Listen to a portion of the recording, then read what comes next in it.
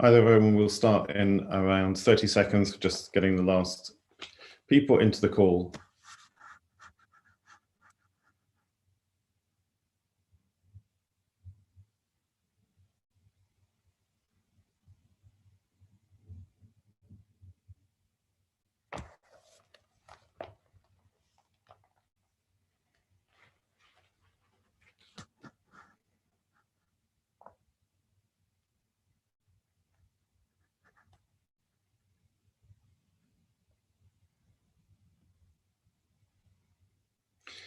Great. I think we've got most of the people waiting onto the call. Good afternoon. Welcome to London Climate Action Week. My name's Nick Mabey. I'm CEO and co-founder of E3G, which is organising this event. And I'm going to moderate through the whole event, which is called Setting Sail for Timely Offshore Wind Delivery, Making the Most of the North Sea's Resources, which I think is a very pertinent and contemporary event for London Climate Action Week this year as we go into COP. We've got a great lineup of speakers, and I'm just going to go through the agenda. So we'll start. I'm going to give a very quick introduction to why we're holding this event and E3G's background in this area. Then we're going to get a video presentation from Eamon Ryan, the Irish Climate and Energy Minister, who unfortunately couldn't be with us live today, but as Eamon is perhaps the godfather of North Sea's grid, or one of the parents of the North Sea's grid process in Europe. We're really pleased he could come with us. Then we're going to have two panels. Firstly, focusing on the benefits of and the role of North Sea's grid matter in reaching overall net zero and climate targets in Europe and the UK. And then a second panel looking at actually how we do it. We will have questions and answers in each panel using the Q&A box, and we're also, I think, participants are allowed to work in the chat, so you can keep your internal conversation moving as well. So without further ado, we will play, hopefully, technology allowing, Eamon Ryan's video to open up the event.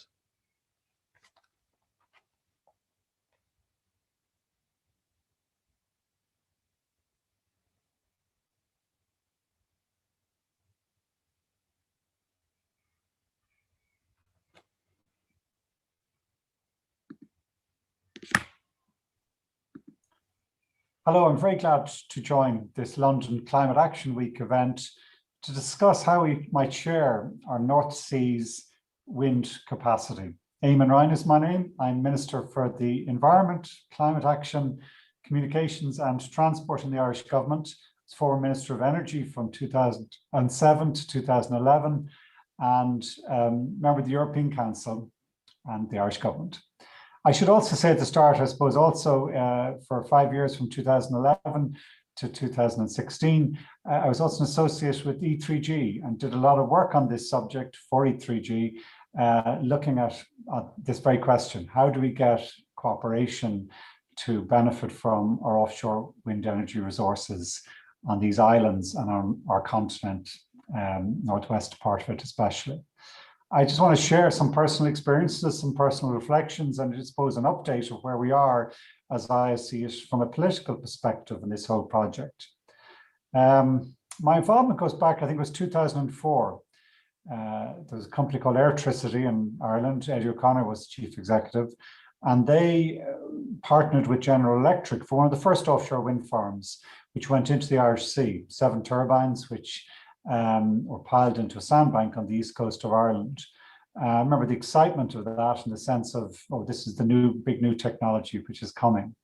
I also remember at that time, I suppose some years after that, people started to think big in regard to what offshore wind could do. And often it was around concepts rather than necessarily immediate concrete engineering. I think Greenpeace in Netherlands had worked up a map, a concept as it were, on what they called a supergrid. And it was a very simple visual graphic, no more than that really, no huge figures or analysis or technological assessment behind it, but a concept of a grid which connected the various seas in the northwest of Europe and the offshore wind there to help power Europe. It was called a supergrid. At the same time, and there's a whole number of people who might claim credit rightly for the invention of this concept. The European Council was doing some really good progressive, in my mind, legislative and political work at the time. Andres Piebalgs was the commissioner. And in that time, the idea of a North Seas offshore grid initiative was born. Seas was an important word because it included the Baltic and also, in my mind, the Irish Sea, including Bay of Biscay, the Atlantic. It was deliberately designed from the start to be regional, but to think big in terms of how we connect the various waters in the northwest of Europe. There was 10 countries signed up, European Union countries with Norway, on that initiative. But in truth, that time, 2010, as people can remember, the financial crisis dominated everything. And for the subsequent 4 or 5 years, even after that, most big grand projects, particularly in the renewable energy area, tend to just were becalmed for a period. There was a fixation on the cost competitive advantage that fracked gas might have from the US. After the financial crash, it was difficult to get investment in big new infrastructure projects, and political attention to climate waned for a whole variety of different reasons, more than anything else, probably after the failure in Copenhagen to reach agreement. Things started to change around 2014, 2015, 2016, that sort of period, for a variety of reasons. Firstly, in fairness, the UK had shown real leadership and started to build out at scale some of the offshore wind farms that people prior to that had put down paper as pipe dreams. Climate came back on the agenda, French diplomacy, leading up to Paris and the signing of the Paris Climate Agreement. But more than anything else, a number of countries, including the UK, Denmark, Germany, others, started to design auction systems which brought the power of offshore wind dramatically down. Simple analysis in my mind was they de-risked what is a very significant upfront capital investment by taking out a lot of the planning or other risks at early stage of investment and development. And the response to that from large infrastructure developers was a real dramatic fall in the cost of installing offshore wind, which really woke everyone up to that this has real potential. It's taken some time since then, but we're starting to see some of the early ambition be realized. We're starting to see countries coming up with really ambitious ideas, which aren't just on paper, which I think will see fruition. The likes of offshore islands, where countries who don't have maybe big sea coast or whose waters are distant from where or wind power is distant from where the load is or the demand is, start to use measures such as that. New plans for interconnection and new plans for hybrid transmission connections to help reduce the cost of that transmission, but also to start to work collaboratively, as the North Seas Offshore Grid Initiative set out for us to do at the very first time. A lot of the model of what we might do in this, it was founded in my mind in the original Nord Pool, which is where Scandinavian countries had come together much earlier in the 70s and 80s, as I recall, and in a very forward-thinking manner, connected their grids and their systems to minimize or maximize rather the ability to shift and share power to bring down the costs in that way and give energy security. We need to do that now, in my mind, on a much wider area. There was political commitment towards that sort of approach grew in the mid-2015, 16, 17, and the European Commission supported it, and now I believe it's the very center of European energy policy. The recognition that offshore wind provides one of the alternatives when we can develop power at scale, hundreds of gigawatts of offshore wind, and in that way give us a secure supply, not dependent on imported fuels, benefiting from the engineering and grid skills that we have in abundance in Europe. Obviously, one of the problems in all this talk is that Brexit came too. From an Irish perspective, it's a real problem. We're on the island. We're an island on the far side of an island, disconnected from our European colleagues by our geographic location. And we're also inextricably linked with the UK in energy terms, not just north-south on our own island, but also east-west, are dependent on gas transmission connections from the UK, or electricity connections with the UK, but also an understanding that as we move towards a higher and higher renewable integration, you can't balance that on isolated grids as an isolated energy island. You have to integrate. I think the UK knows that too. I think they're starting to realize that offshore wind is actually one of their main ways of meeting this low carbon new energy future we need. And that even for the UK, size of the market of the UK, going it alone, trying to balance that power on an isolated UK grid is not going to work. And the UK does not have a lot of interconnection with its continental cousins. Even before Brexit, there was a shortage for a whole variety of different historic reasons. One of the things we have to do now, whatever happens with the protocol and with Brexit and the trade agreements as they roll out, is that we have to make sure that we maintain energy integration of the UK in whatever way is possible within the framework agreement which has been reached, so that we don't lose the huge benefit that comes from meshed integrated grids. As renewable powers have a stronger and stronger role, that meshing of power system, grids, offshore wind delivers huge benefits. I recall working with my colleagues in E3G, working with the modelling people in Imperial College in London, the very best, and the analysis was so clear that that integrated meshed approach to how you develop offshore grids and develop offshore wind delivers savings in the tens of billions. I think they've done some further upgraded analysis recently, which doubles down on that. And I think one of the biggest challenges we have is to make sure that we maintain that interconnection regardless of Brexit as best we can. In Ireland, we were one of the first out of the traps with those 7 turbines in the Irish Sea back in 2004. We focused on onshore wind in the interim, correctly in my mind, because it was much cheaper and we have to get competitive power. We need to run our other industries in an efficient, competitive manner. We've been very good at integrating onshore wind into an isolated grid, but now we realize that the next step for us is going offshore. We're going to build about 5 gigawatts in the Irish Sea, and then we're going to move south, or at the same time, we'll start moving into the Celtic Sea to the south and to the west. ESB, one of our large electricity companies, has teamed up with Equinor, the Norwegian former Statoil company, with an aim for 1.5 gigawatts to the west of the Shannon Estuary. And that's just one of many large developments which are now starting to look and see this possibility. Our programme for government is committed to some 35 gigawatts of offshore wind. And because our sea area is 10 times our land area, and because our sea area is probably one of the windiest places on the planet, it is a real potential economic development opportunity for us. It's also happening, it's not just happening in Europe, it's not just happening in Ireland, it's in the US now and in Japan and China and in other locations.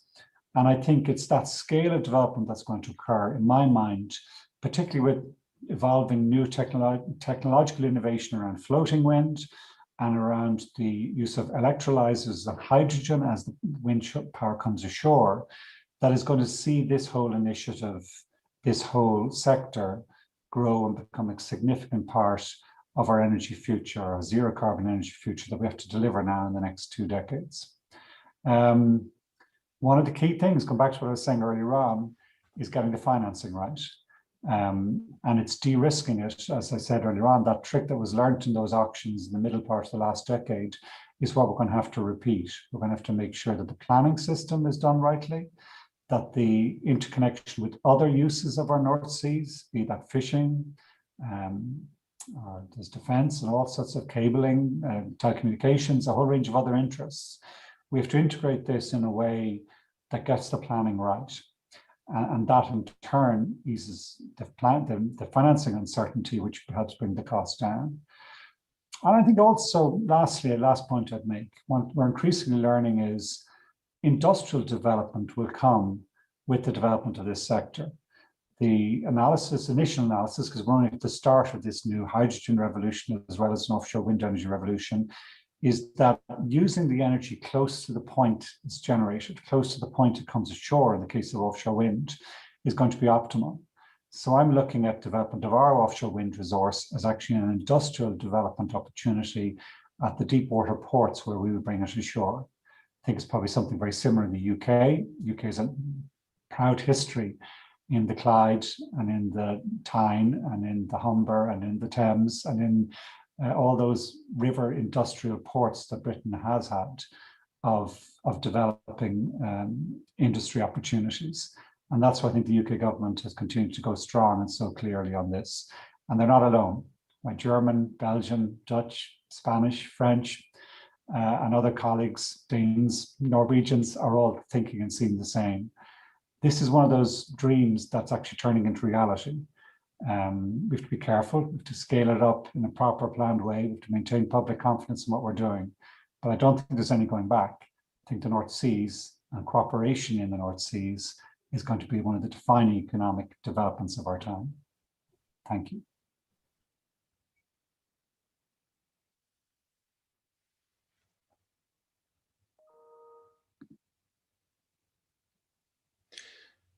Great, thank you. That was great intervention from Eamon there, even though he couldn't be with us in person. And it's particularly good to have his perspective on the historical context of this and really showing how long the ideas and Eamon's involvement in the ideas of a more integrated planned development for North Seas grids have been in play, which in one way is good that we're working on ideas, but also is a warning that just because we're talking about things doesn't mean they happen in practice. And just to give a bit of perspective on that from E3G's point of view, we've been working on the idea of a North Seas grid since 2007-8. As Eamon said, he was very key in our discussions and work. And we really saw it as a critical path for rapid decarbonisation. But again, looking back at the work we did then, it's very clear that the role of offshore wind and the aspirations people have for the scale and pace of change have massively increased since our first work. We recently, as Eamon also mentioned, updated our research working with Imperial College to do some modelling about the implications of the plans that UK, Ireland, Europe have for offshore wind and what that means for working together and grid interconnection, looking at a scale of nearer to 100 gigawatts additional in the North Sea by 2030 and potentially up to 500, 600 gigawatts in 2050, which is an unimaginable scale compared to, I remember working on the Green Investment Bank in the UK and getting some of the first deals off for the first offshore wind farms in the UK when we're talking about a few gigawatts. So our aspirations have changed, but the impact and that change in aspiration means it's even more important when you look at the practicalities and the costs of coordinating and having an interconnected build out. We did in this research, we looked at the difference between an uncoordinated and a coordinated cross-national grid in the North Seas, and the savings go from 25 to up to 50 billion euros to 2050 in terms of raw cost savings. But also, perhaps even more importantly in some ways, and that's a lot of money, is that by reducing the number of cables, because that cost saving comes from laying less cables in less places, we actually end up with less environmental disturbance and potentially less resistance from populations for bringing power onshore in different places. So it both lowers the cost to consumers, which is good, and to industry, but also hopefully makes the planning and logistical exercises also easier. And as climate change is a race against time, we've got anything that makes it easier and faster to do things is a massive benefit. I think the other piece of the scenarios we looked at, which is interesting, is how offshore wind is a critical scale-up technology, quickly scalable technology, to be honest, because it's offshore, to deal with other uncertainties, whether that's in electricity demand for heating and cooling or mobility, looking at other balancing solutions such as green hydrogen and the use of green hydrogen in industry, which also massively affects electricity demand in different scenarios. On the other side, if we see less progress in smart grids and in demand side response, we will need more grid interconnection to balance power flows. And if we have less than anticipated rollout than CCS, another technology E3G's worked on for years, which is the pattern to date, then again, we will need to have higher electricity demand. So Also, having a scalable, efficient, integrated grid gives us a huge risk management tool to use on other parts of the completely interconnected climate transition. When you look at the scenarios we've done recently, though, we saw clearly that an awful lot of the benefits for Europe and the UK come from working together. There are far few benefits if that part of the interconnection, if Europe just interconnects with Europe, if UK just interconnects and optimizes on its own. So that raises some of the issues that Eamon talks about, which is, firstly, how do we coordinate inside the EU to have benefits? That's not as simple as people think. We've worked on European integration for years, but also how do we work between the UK and all the European countries involved and Europe as a whole to get those integrated benefits?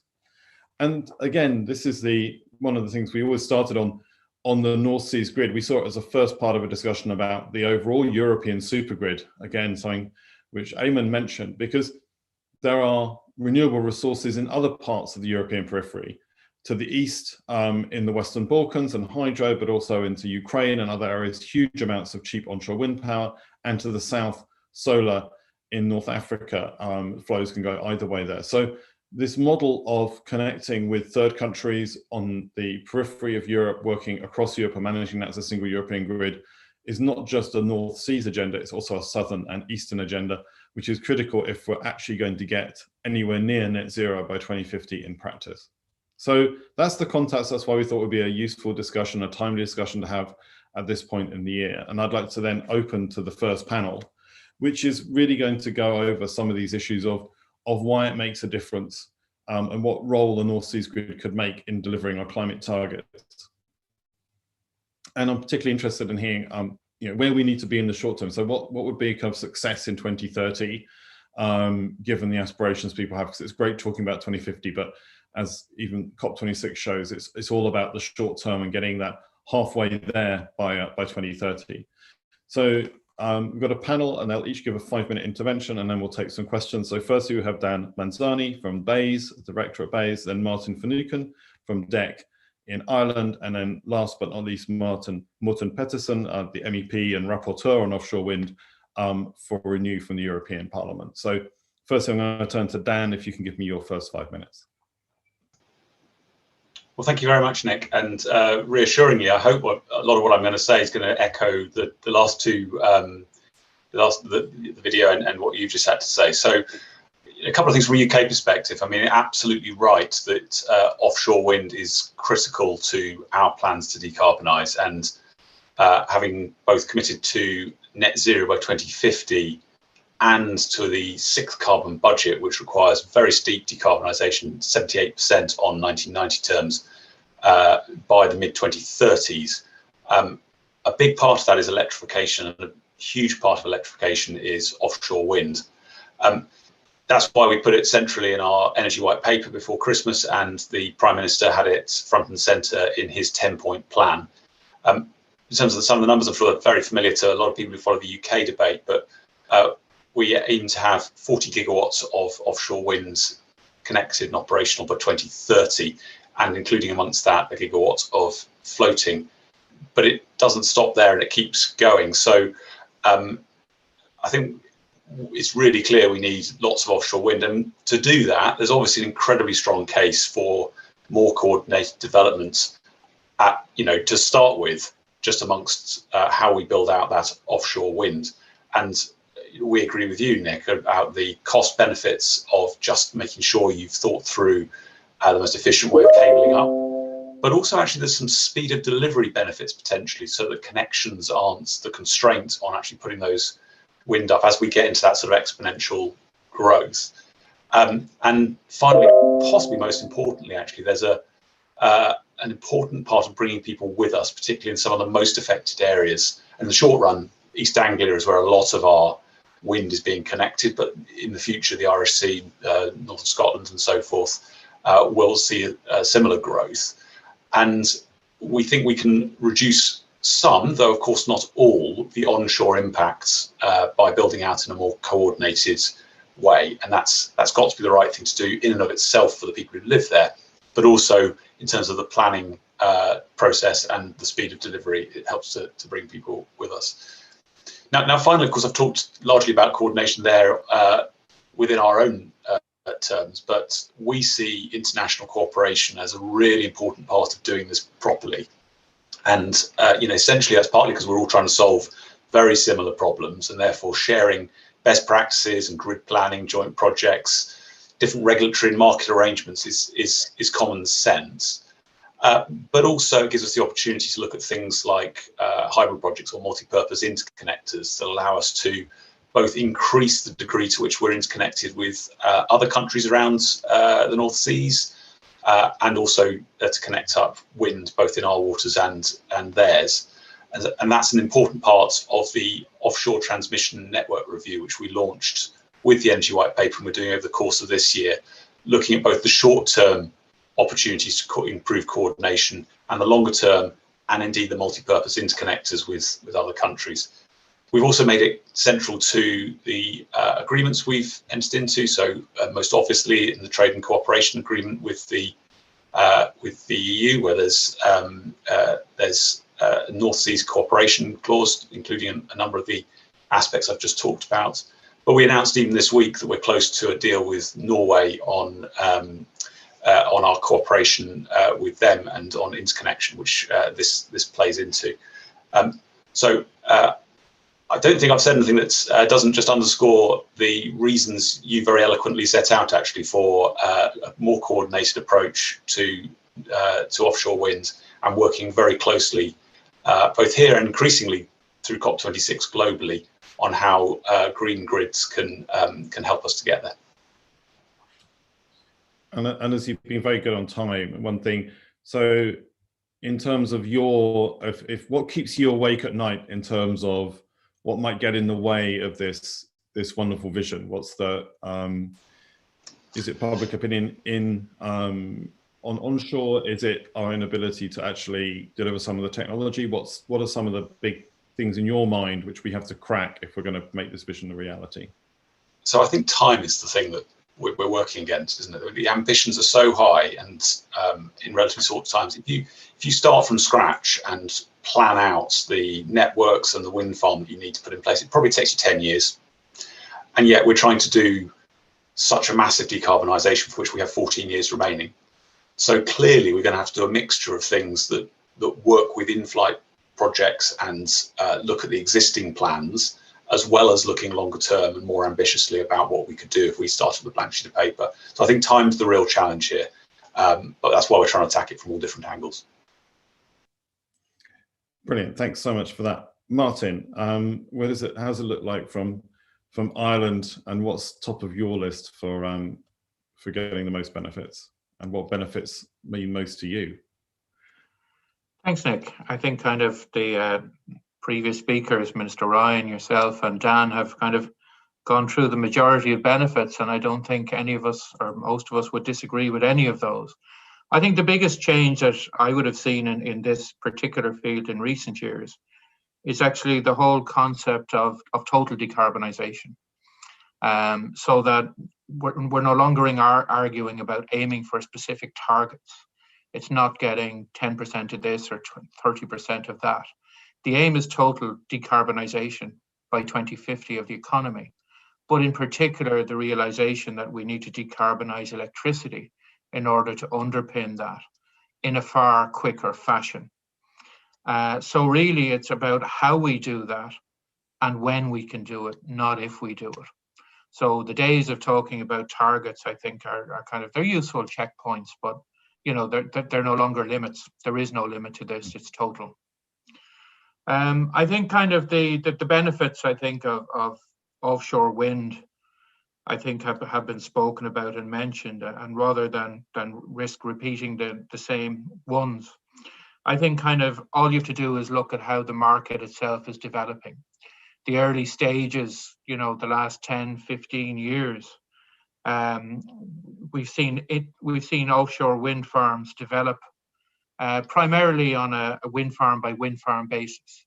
And what we've seen is planning at an individual project level, be that either the project itself, in terms of the marine spatial planning aspects of it, in terms of the cabling and grid connection aspect of it, and in terms of the market support for it.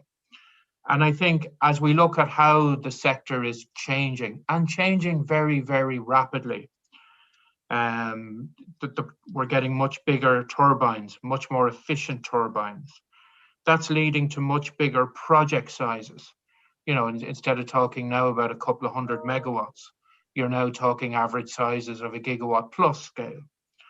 We're going in much, much further from shore. We're going into deeper waters. And it's now getting to the stage where not only are you doing that, but you're attracting far higher capacity factors as a result of doing that.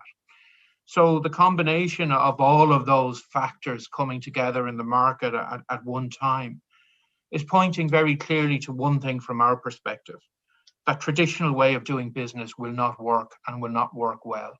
We need to reform completely how we're approaching the concept of moving to scale at this level. And in reality, that can only be done through cooperation. I think as Minister Ryan outlined it at the start, by all players around the Northern Seas. So that's European Union members, but also other non-EU members that we share those various seas with. I think that we all have an important role to play in this. And it will certainly work better if we cooperate together than try and do our own thing. I think if we're to gain the benefits of the economies of scale right across all those different subsectors, we need really to work together at an early stage to derive the benefits from that. Because left to its own devices, I don't think the market is really capable of doing that. Markets work on a profit basis, a just-in-time basis, and on what's good for my company basis, not what's good for a societal return. And that's what we have to do, I think, at political and administrative level, is make sure that a lot of those societal benefits are achieved, as opposed to just maximizing profit on any individual project. Nothing wrong with profits. Without profits, projects wouldn't get built. But it's a question of balancing the whole spectrum of events that need to do it. I think in terms of, I mean, for years, while the UK was a member of the European Union, it took an active and I'd say leading role in an awful lot of the debate at the North Seas offshore cooperation and the different aspects that it's taken since its foundation well over a decade ago now. And definitely I think through exploring the different working groups that were there in terms of grid, looking at hybrid projects, market arrangements, regulatory support schemes. It's very clear, I think, to all who are sitting around the table that the benefits of mutual cooperation were there.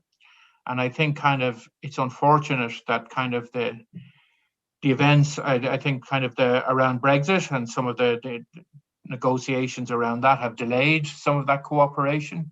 But I do think it's very important that we work together in a positive way to bring that level of cooperation as close as we can back to where it should be and traditionally has been.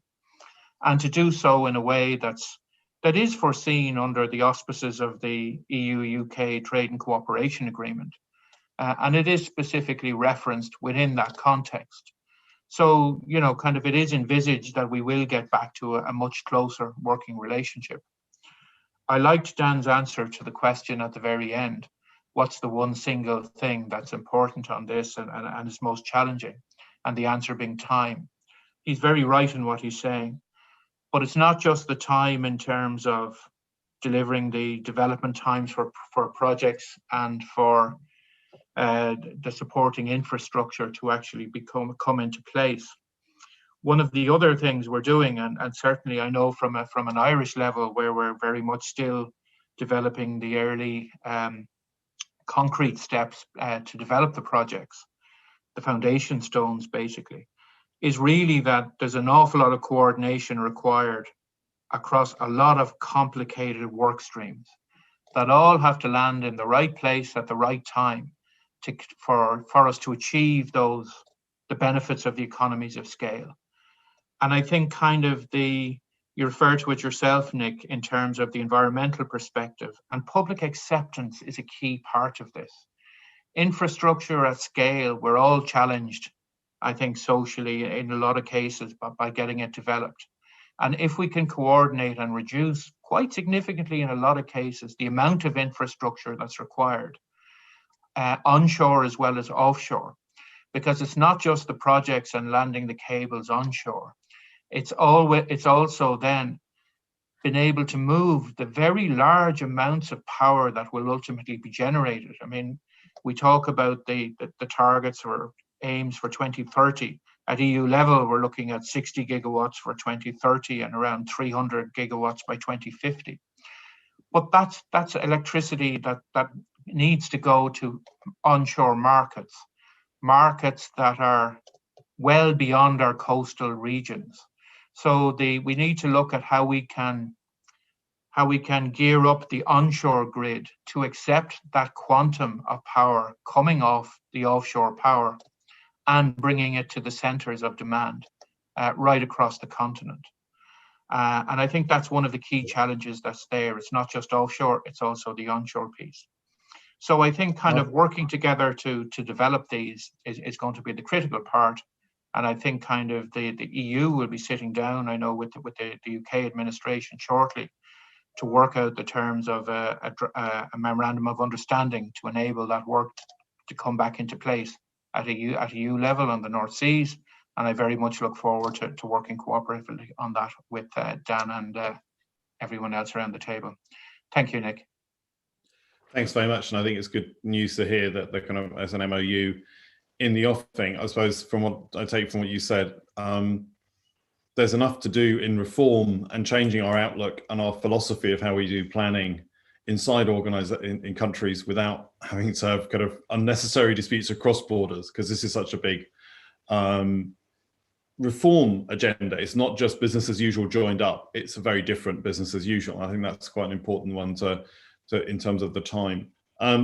Morten, where does it look from you? How can the European Parliament put some, make sure that these arguments don't stop us getting the benefits which consumers want, and again, just to come back, we have been talking about this for 10 years, and it wasn't just Brexit that slowed things down. In our view, there were many other structural problems getting in the way, which we need to deal with on both sides of the channel. Absolutely, and this is so easy to say and so difficult to do in practice, and this is what we'll be struggling with over the years to come. First of all, thanks for having me, and I can echo a lot of what has been said already, given the tremendous potential and opportunities in the offshore sector in general. And if I may just take a step back, the IEA report coming out a couple of weeks ago emphasized that there is a path to net zero in 2050, but this path is narrowing and narrowing for every day passing. So I think it's extremely important to inject a true sense of urgency in terms of what's on the table in terms of legislation, and European Parliament will soon be working intensively with the Green Deal. We're revising the TENI regulation right now, which we're offshore also is extremely relevant, obviously, and the entire discussion on electrifying the entire economies and societies all over Europe is increasingly taking pace and gaining momentum, which it should. So my overall point is that we should be extremely busy. That there is a real sense of urgency when it comes to developing offshore further that one do. And I think simply put that we can say simply that what has got us where we are today will not bring us where we want to be by 2030 or even 2050. I mean, we have to accelerate pace. We have to change gears in all this. And to me, it seems that we have at least three broad categories of issues on the table. Infrastructure was mentioned already, for sure. Looking at the staggering amount of euros or pounds or what have you Danish kroner for that matter, that we need to invest in grids is just mind blowing. And in order to integrate further renewables and offshore into our grids is obviously a very, very big challenge. Secondly, from the European Union side, we need to look at our market design. We have to revisit the market design rules. We have to discuss further congestion income and the balance between TSOs and developers in order to ensure that we get the incentives right. Because if we want to build out from the European side with at least 60 gigawatt by 2030, then we have to change tack and do it differently. And then the third category, which is just so difficult, is obviously the permitting issues. And we have so many different processes going on within the European Union on maritime special planning issues, as well as taking into account all the multiple interests at sea, biodiversity, fisheries, the navies out there, commercial, merchant, sailing routes, etc., and getting this right in order to basically speed up. I mean, we have to look at the entire permitting domain, and we have to have a new approach to this, because my worry is, and this is what keeps me awake at night, is that if we do not get this right, we will not succeed, and we have to succeed given the magnitude of the climate change and the Paris Agreement and our climate objectives. So, all this to say that I see that if we are to increase collaboration, which essentially also was the point from the IEA report, that if we are to succeed in combating climate change, we need to increase collaboration within the EU as well as with the Brits, even after Brexit, given all the difficulties that this gives for all of us. So I think that there is a sense of urgency. We have to increase collaboration. We have to solve this permitting riddle, and if not, we simply will not succeed. So this is my big worry looking over the next couple of years. How do we address this? How do we approach this in order to get this right? So let me finish here, and I'm looking so much forward to the discussion. One final thought, though. Even though this is at least the experience from my experience from European Parliament, that the offshore discussions are very easily seen in a purely North Sea context, which is not the entire context. I mean, we have the Baltics, we have the Mediterranean, we have the Black Sea, and we have, and which also has to be taken in account, tremendous industrial perspectives in terms of exports of systems to Asia or the US or wherever relevant. But it is not a given in a European context, this offshore issue. I mean, it sounds so obvious to not least all the nations having a shoreline with to the North Sea, but you have other countries out there where focus might be different. So one of the main tasks that I have is to ensure that you have a political buy-in from all over Europe into this offshore issue, making offshore and basically making electricity relevant in the future, power to X or production of hydrogen or heat pumps or electrification of transports, etc., etc. It is not a given. This is also something that we have to work hard on. Thank you so much. I look forward to the discussion. Great. We have a good audience, but a very shy audience in terms of questions and answers. So please put some more questions in the chat. However, I came fully armed with questions. I'm going to go back to Dan and Martin, really picking up on this, which is, have we got the balance between the traditional focus on efficiency and in many ways capital efficiency and pace? And do we need to, and again, on this partly because I think if we're going to cooperate, we have to think about the problem in the same way, because you can't, there's kind of quite a deep level. So what's the thinking? I think Martin talked about it most strongly, so I'll kind of turn to Dan first about who's talking about actually market reform. In the end, pace needs to win over 1 percentage points cheaper if you're going to do climate. How do we actually do that? So what are some of the thinking you're going through in trying to balance these different philosophies, and particularly in the regulators who are in the end the ones who give permission for many of these things and are independent, but being reassessed in the UK, at least at the moment? Dan. Yeah, okay, good set of questions there. So first of all, it's not always the case that there's a pace cost trade-off, and one of the things I think is happening in the North Sea is it's the dynamic of the market that's shifted. So we set up the offshore grid as a separate regime so that we can introduce competition into the construction of networks. Now that is both good for deepening your pool of capital, getting people who are offering better service in terms of the speed of which it's delivered, and driving down costs. And it makes most sense when, of course, there's multiple sites in a region where you want to actually find out the one that's got the best combination of developers, network developers, and physical properties. It's not obvious it makes as much sense in the way it's set up at the moment when you've got to build out the whole area, and therefore coordination has a stronger emphasis, and the level at which you introduce competition just needs to change in terms of its planning. So it's not necessarily a trade-off between cost and delivery. It's just that the model's shifted because of the sheer scale of build out there. I think, though, you're also hinting at the degree to which particularly regulators ought to lean into anticipatory investment. And there's some truth in that, both offshore and onshore, actually, because we could, frankly, at the moment, build as much offshore wind in Scotland as we like, but it gets stuck behind a constraint, and we need to reinforce. We need to do two things. Firstly, to reinforce the ability to get power south, but also invest in making sure the system is as flexible as possible, so it makes use of existing capacity to the greatest possible extent. And yeah, I think you've seen probably in the transmission price controls in this country that Ofgem's lent in quite a lot in terms of net zero investment, where it said there's a sort of automatic trigger where things are happening that will allow people to get on and build those networks.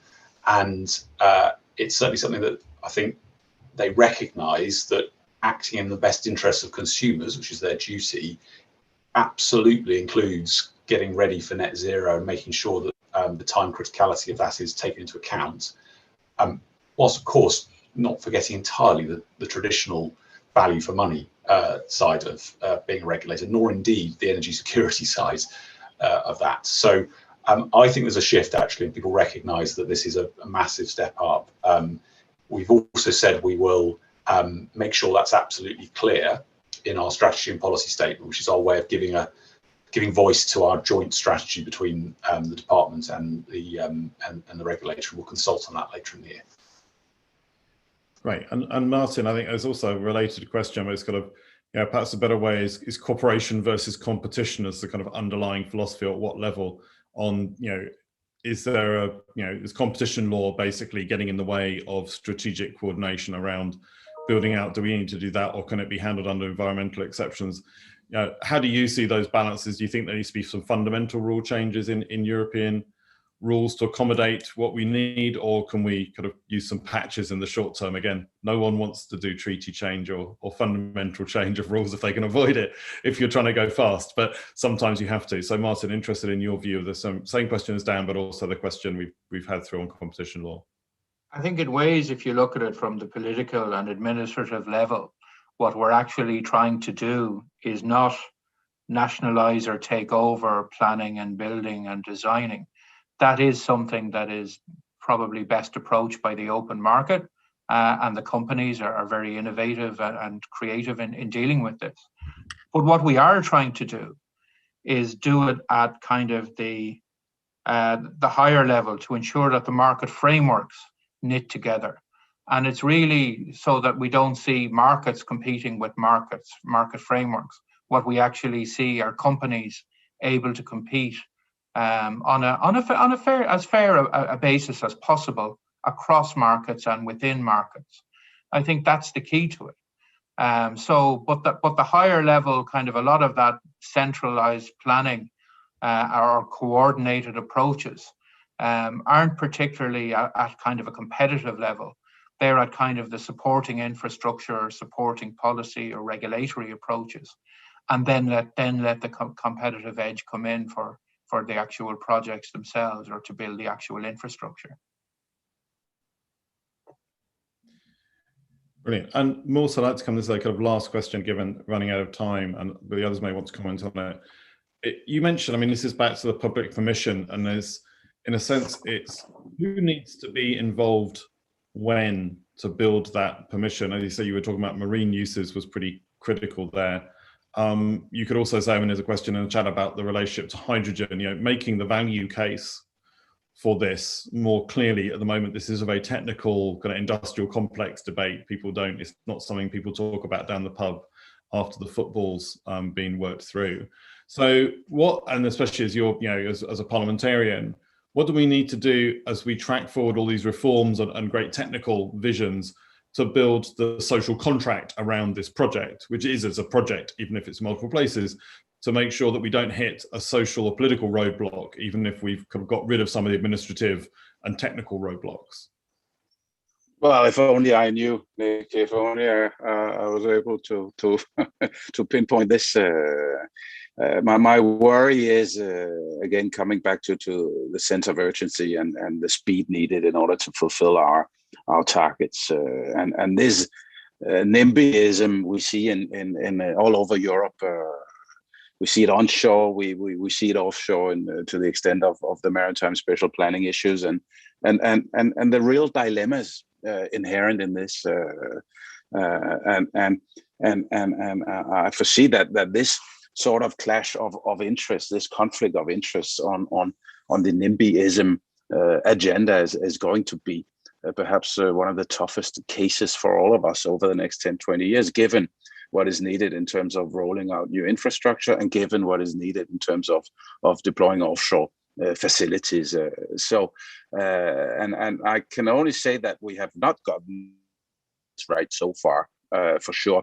In European Parliament, we're discussing right now the 10E regulation, and you have initiatives like one-stop shops per seat basin in order to ensure that developers at least can only need to address one public authority on this. We have cases in my country, Denmark, that terrible cases for developers that do not know what is going on inside the administration, or you have different administrations doing different things. So, I mean, there are some low-hanging fruits on this, ensuring that the maritime spatial planning processes are coordinated with what member states are submitting in terms of their national energy and climate plans as a bare minimum. And you can introduce one-stop shops, but underneath all this, you have the real conflicts, the real dilemmas that if we eventually have to resolve. And this is going to be a political issue at the end of the day, how to balance the interests in terms of combating climate change, not in a position, but a real dilemma with the biodiversity or maritime spatial planning issues out there. I think my basic conclusion in this is, given that the sense of urgency we have with climate change, I mean, we have to change approach to this and roll out more speedily that we've managed to do so far. Very, very long. Try to answer your great question, Nick. Brilliant. We're out of time, but that was a great conversation. Lots of things. I think the point of pace, timing, really came through strongly, and the need for really fundamental reforms. I think the philosophy of competition versus cooperation, I know a lot of other think tanks who will think differently than we do. So I think that's quite an important conversation to get right before we try and turn things into law. I quite like the idea, which I got, that actually the one thing that might bring all of these politicians together is the fear of having to deal with their own public. So anything that makes dealing with their publics, they're more afraid of their public. On NIMBYism. So that's the way we encourage international cooperation, is by selling it as a way of reducing domestic political tensions on planning and infrastructure. I think that probably is more resonant than some billions in the future for a politician. So perhaps we should make sure that conversation is higher. And I used to work on fisheries policy in the UK government, and one of my previous sins I did or something bad in a past life, I had to think bringing marine and fisheries together with offshore wind would make it easier to solve.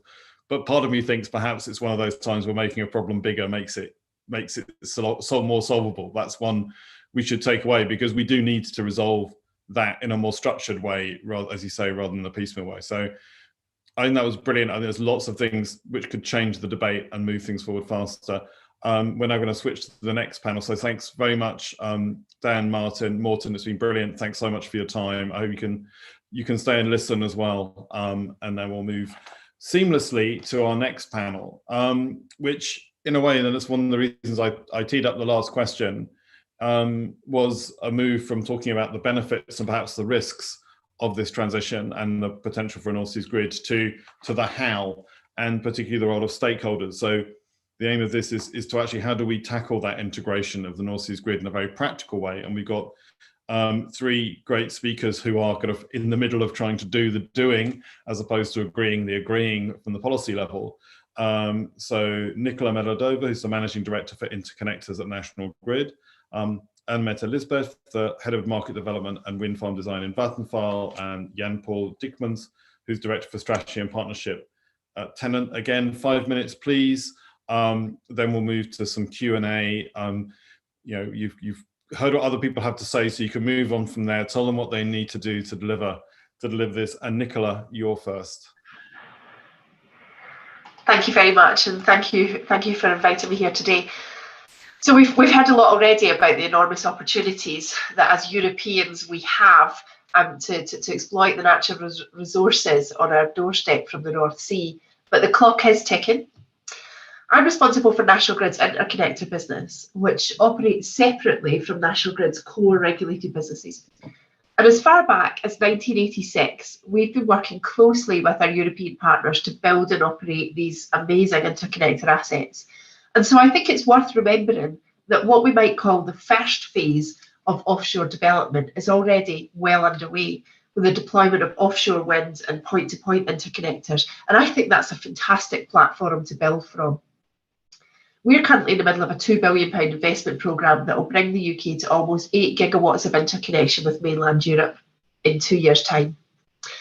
And these assets are playing a vital role already in optimising renewables, decarbonising the energy system and ensuring a flexible and reliable source of power.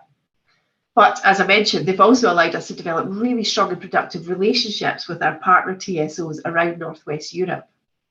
Partnerships that's going to become even more crucial as we look to the next phase of development. For the last 18 months, we've been speaking to everyone and anyone that we can about multi-purpose or hybrid interconnectors, because they come with the enormous benefits that we've talked about today: better coordination of projects, corridors, technologies, and importantly, landing sites in coastal communities that helps with planning. But specifically to Nick's question earlier of what we can achieve by 2030, at National Grid, we've got 6.4 gigawatts of grid connection agreements that we could use to develop multi-purpose hybrid interconnectors to access neighbouring markets by 2030. We've got the technology. National Grid is used to procuring, building and operating HVDC technology of the type and scale that we need. We just need to take it one step further. We're already working with partners such as Tenant and LCAW to develop real projects. And it's our aim to have a Pathfinder project defined by the end of this year, with a view to delivering at least one operational multi-purpose hybrid interconnector by 2029. In the UK, we need dozens and dozens of landfalls to deliver 40 gigawatts by 2030. And as we've heard already, reducing the amount of cable landfalls and DC converter stations is something we would all want to achieve to make offshore wind and interconnection more palatable to local communities and stakeholders. And so I guess the question is, why wouldn't we do more of this, or more quicker at least? And I think there's a couple of really important questions that we have to answer, and they centre around the regulatory and commercial frameworks that would apply to multi-purpose hybrid interconnectors and the cost to consumers. For example, the 70% rule, where 70% of capacity must be available for interconnection, that's already hindering the development of hybrid interconnectors. We need a better, more integrated way to deliver offshore projects, and that's what brings us here today, which is fantastic. The key challenge and the beauty with the development of the North Sea grid is that no one country, system operator or market participant can do it themselves. We all need to work together outside of business as usual, and if I may say, outside the usual politics, to develop a coordinated framework for the development of multi-purpose hybrid interconnectors. And I think we've got the right platforms to make this happen. In the UK, I think the work that BEIS are doing on the offshore transmission network review is fabulous. And I do believe that we can do even more over the next few months to get all the market players together to collaborate on a framework that works for wind and transmission developers and works for consumers and local communities. At the EU level, as we enter a new chapter after Brexit, we have similar targets, both in terms of offshore wind and decarbonisation. The Energy Chapter in the Trade and Cooperation Agreement ensures that we'll continue to cooperate in the way that we have done with our partners all throughout. And at a global level, as we look forward to COP26, I believe that the UK and Europe can set a real example to the world on how to efficiently connect offshore wind while mitigating the impact on coastal communities. But at the end, it still comes down to us. And as we've heard from Dan Manzani earlier, we've got a big time challenge. We can't spend years trying to come up with the perfect regime. We need to follow the principle of learning by doing through the delivery of Pathfinder projects. And I think we've got the vision, I think we've got the technology, and I think we've got the political will. I think now what we need is the answer to some of the big questions that we have around the commercial and regulatory framework and the platform to start some of these Pathfinder projects that will really help us to deliver some great examples of hybrid interconnectors by 2030 and a fantastic platform for building on thereafter. Brilliant. Thank you so much. I'll move straight to Anne-Mette. Thank you. Well, I can echo what you just said, Nicole, but thank you for giving us a voice in this forum. We have in Vattenfall been part of the offshore development for many years, and we have seen the need for what key elements do we have to have in place to have this on track, on time. So to mention a few of them, we need to have a focus on the streamlined planning process that will balance the needs of multiple stakeholders. We need an integrated and flexible grid where offshore and onshore elements are planned in harmony. We need a stable regulatory framework to underpin and continue to attract the billions of pounds or euros of private sector capital. And then this all needs to come together in a healthy balance of risk and reward for everyone involved. I think that in addition to the key elements just mentioned, we will see that some geographies will require grid reforms to be able to deliver the offshore ambitions that we have. And like mentioned earlier, I would also like to welcome the work that BEIS and Ofgem has done on delivering the offshore transmission network review. That is, we need more of that. And I think also in the longer term and in certain locations, a more integrated offshore grid with shared infrastructures between wind farms, interconnectors and offshore demand could well reduce the cost to consumer and the local impact of the development. As you have also mentioned earlier, Nick, and it's in your report, but we fully agree to that assessment. Delivering the reforms that's needed to take us to the even 2030, 2050 is going to take time. We have seen that regardless of how many people will come together and try and solve this together, it will take time. And we don't have time. We have an emergency knocking on our door and it's calling for action now. We need to solve the issues around the climate. It's therefore paramount and key that the offshore wind continues to be able to deliver on its current path and on its current timescale. Therefore, the existing connection agreements needs to be honored. We need to enable the opportunities that we have right in front of us to be ready to go. We have in Vattenfall built a wind farm that connected two markets, our Danish Kriegers Flak wind farm. That was not easy. We have, it's basically only worked due to an exemption from the EU. And as we all know, exemptions is not a sustainable way forward for build out of offshore wind. The early stage MPIs can be delivered pre-2030. but also they will need to have the right policies and regulation in place to allow them to happen. It's not just going to happen on its own. The benefits are huge. These projects can reduce the associated onshore and offshore infrastructure, and thereby we can provide a more coordinated and efficient solution for the wind farms and the interconnectors. In solving these issues, the hosting countries needs to be involved and drive the integral solutions to getting the MPIs off the ground and over the finish line. And we have talked about time several times here today, and time is of the essence. To deliver timely, we need the policymakers not only to, I would say, not only to set sail, as we have in the title of the session here, but also to hoist the spinnaker and together clarify the applications of rules and determine the regulatory way forward. The governments, the regulators, the developers like ourselves, we must work together to enable these Pathfinder projects. We cannot sit and wait. And I think that was my message, Nick. That's two Pathfinder projects, which I think we're going to come back to as a way of unblocking both cooperation inside and reform inside Europe and between the UK and Europe.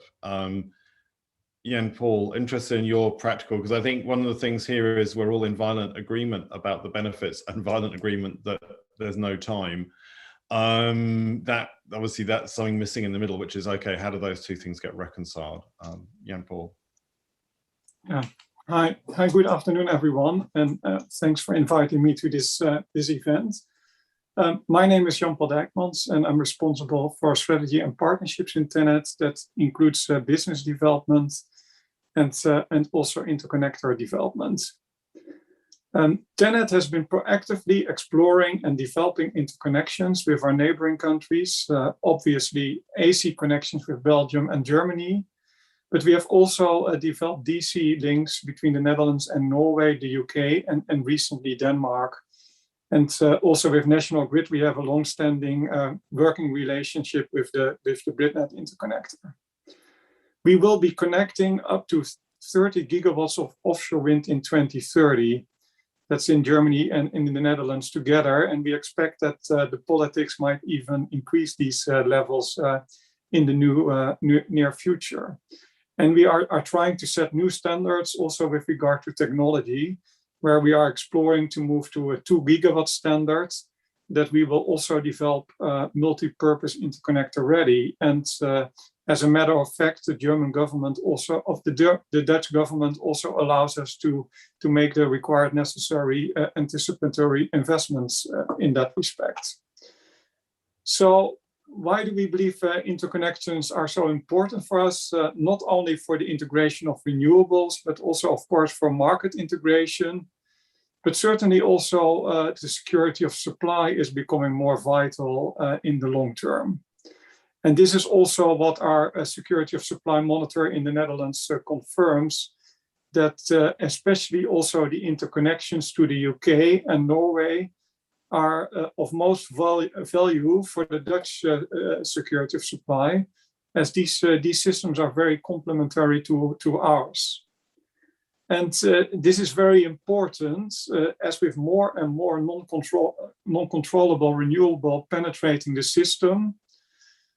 We need more interconnections going forward to help us cope with moments in which there is low wind and or solar output. Given the ambitious offshore and onshore renewable targets, we have to try to optimize the ways we develop new offshore infrastructure. And that's where MPI and also more meshing of networks come into play. And one of these ways is indeed MPI, and we see 4 clear advantages for that. Firstly, it can significantly reduce the cost for interconnector development compared to normal point-to-point interconnectors. Secondly, it reduces the environmental impact, and it can also reduce the development time. And it can also, thirdly, make more efficient use of expensive offshore infrastructure. that's deployed for connecting offshore wind, but these assets are only used for about half of its time and capacity. And last but not least, and we see that this plays a more and more important role, is we also need to make a more efficient use of the onshore grid capacity, as the onshore capacity between the offshore wind farm and the interconnector is being shared. So TenneT has been very proactive when it comes to exploring MPIs, and we are currently looking into concrete opportunities and projects between the Netherlands and the UK. But we are also looking more internationally in coordinated MPI opportunities in the North Sea Wind Power Hub program. In this program, we're even looking at energy islands and energy hubs up to 10 gigawatts, and also in connection with power conversion to hydrogen. But if we now look at the feasibility work so far we have done on the MPI, I believe there are two important lessons that can be drawn. The first one is we need to make sure that the technical coordination and standardization takes part. This is really key, but certainly also the suppliers and the industry can take care of that. Also, DC interoperability is of different suppliers will become key. But the second point, and this has also already been referred to by the other speakers, is that we need, on a political and regulatory level, we need an acceptable framework for all stakeholders involved that provide the appropriate investment incentives, and also is clear and predictable for investors given the huge investments that are required. So as TenneT, we believe that and are convinced that if we jointly and in collaboration tackle these kind of challenges, that we surely can already move forward before 2030 with MPIs and having these kind of pathfinder projects, as my colleagues mentioned it, clearly implemented in concrete projects. Thanks. Okay, so we have 3 out of 3 on Pathfinder projects. I think we'll be taking that back, and I've got to open up some questions which I think anybody who feels non-politically constrained to answer, which is, so I mean, firstly, there's an issue with industry always wants predictable long-term regulation when things are massively uncertain and very difficult. So yeah, there is a different, I think risk and reward have to be balanced, but that doesn't mean no risk. And I think it's very clear that if we're going to move to what Martin said, which is a very different system, it's going to take longer. So it's not going to be stable in the short term. So back to this issue of how do we then kind of get the 2030 away while we're still building something that's fit for purpose for 2050? Does that require a political push, so going higher and making it a big thing, which has got its own dangers given the tensions around Brexit? Or do you think it can be done by a stronger push at the more technical, regulatory kind of officials and energy ministers level? Just be interested in our views, because what you're laying out there looks like a big lift. Who needs to do the lifting, and how do we decide who would like to take that more judgmental question? Nicola. I'm happy to start there, and I think what I would say is there's a big change to be made in the commercial and regulatory framework to enable multi-purpose and hybrid interconnectors. But we don't necessarily know what all that is yet. What we do know is that there are some constraints today that need to be unlocked. And I wonder whether, if for the focus for 2030, what we should do is concentrate on a few Pathfinder projects with the derogations or exemptions or whatever else they need to allow them to go ahead. And as they're being developed, we'll start to learn what the best regulatory and commercial framework for the next tranche of hybrid interconnectors might look like. I think if we try to do a huge big change now, we'll run out of time before we can do anything for 2030. No, maybe if I can continue, I agree to that. On the other hand, with regards to the need, and it was also mentioned before, the supply chain and constraints, there are some long lead time items that needs to be in play here, right? And if we don't have the regulatory in place, and we as a developer start developing and start occurring the usual cost and commitments and whatever, if then it doesn't happen, who is then carrying the can? Right, so it's there needs to be some kind of I don't know, whatever we would call it, funding or whatever, because otherwise no commercial entity would be allowed by the board to join a joint venture like that.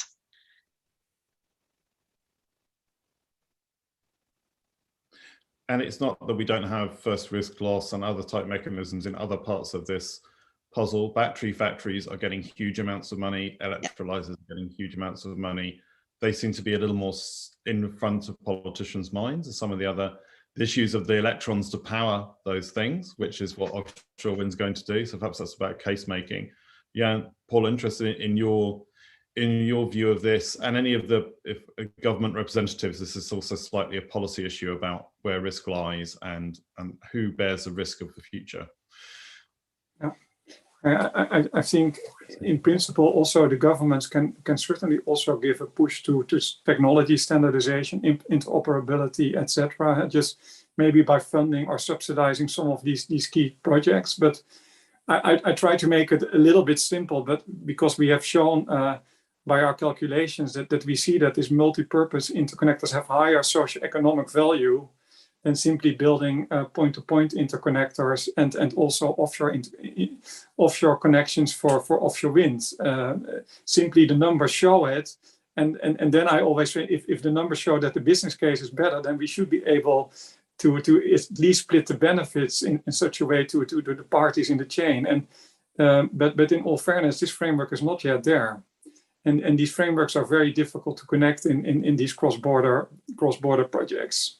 So, but in my view, this is something we should be able to connect, and that is the same thing then to a point that also Nicola referred to also in relation to the 70% provision that is part of the clean energy package. So we know that by combining offshore wind connections and point-to-point interconnectors, we are basically using the offshore infrastructure better. And we also know that normally under normal conditions on offshore interconnectors, DC interconnectors, the SEP rule, the 70% provision is not an issue. If there is an issue, then it's being constrained by the onshore grid. It's not being constrained by so that we should be able to then to also explore if we even come up with a more efficient solution that's combining this thing in a multi-purpose interconnector, then we should be able to define a solution there. That's at least my belief. But and at the same time, we know it's not there, and it's a pragmatic issue that we need to deal with in the first project. So that's my view, that with the willingness we can solve it, but we should not continue on the path that we have an exemption on every project. And that's also what Annemette said. It's a temporary thing, but we should be pragmatic in finding a solutions and buying ourselves then the time also to define the long-term solutions. This last round, I want the kind of quick answers, and anybody else, Martin and Morten, who are still on, if you want to join in, which is, do you know where to go to have the conversation you're just talking about? I'm just aware of, it's, kind of, or do you go between different ministries and try and string together that conversation? One of the things, I was involved in the offshore wind industrial policy in the UK when I was in government, and that unusually did create a space which was not, I think, in contravention of competition rules, but I'm not sure we checked that hard.